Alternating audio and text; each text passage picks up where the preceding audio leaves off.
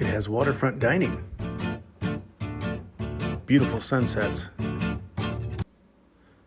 gorgeous beaches, even fancier dining, and coffee.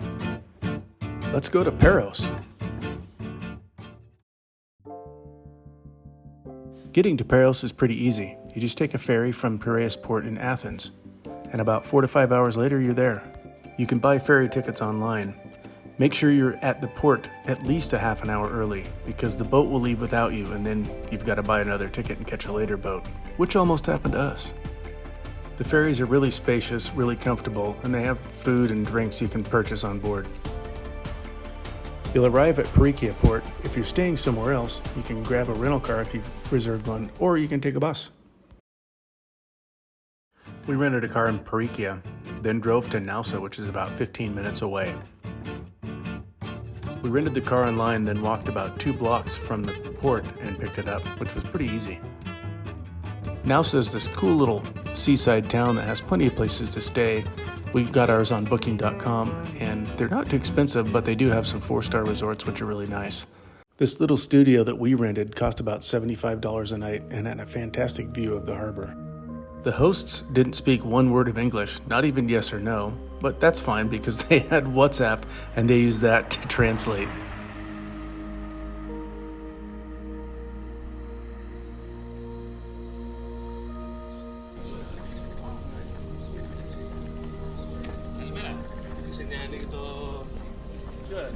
Naoussa has all kinds of coffee shops and bakeries and places to buy souvenirs, also a winery.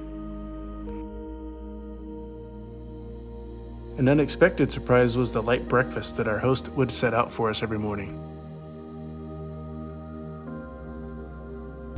We made sure to take advantage of the great weather and get in some beach time.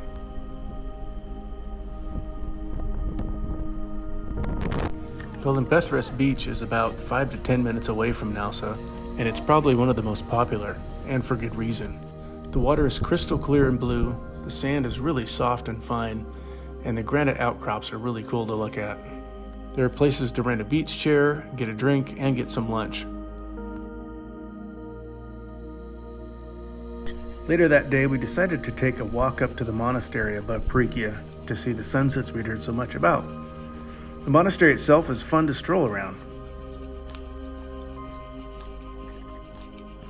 And the 180-degree view is pretty impressive.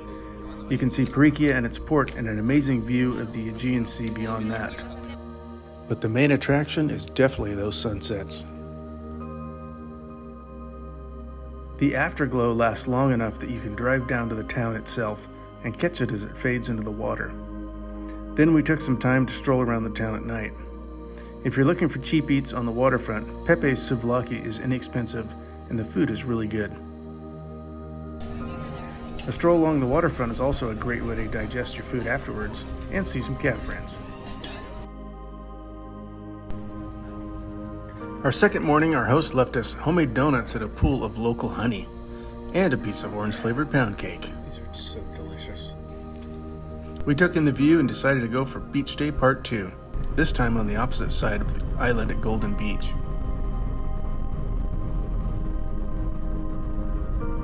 It was pretty windy this day, but the water was still clear and warm. The sand was soft and golden, as promised. This is a pretty big beach, and there's lots of room to spread out. Not far from there is the little waterfront town called Aliki. We decided to stop there and have some lunch.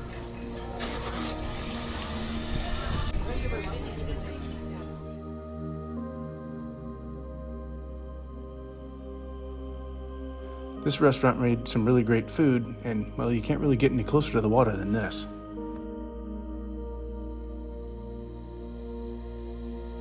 Back in Naoussa, we decided to go and check out Moraitis Winery. They offer both white and red flights, and the wines were really good. Highly recommended.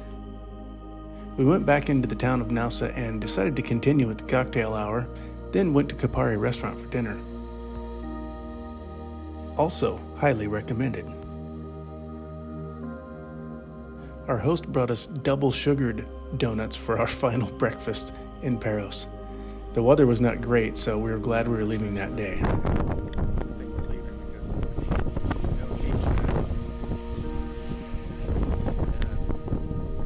Even the Venetian castle was no match for the giant waves.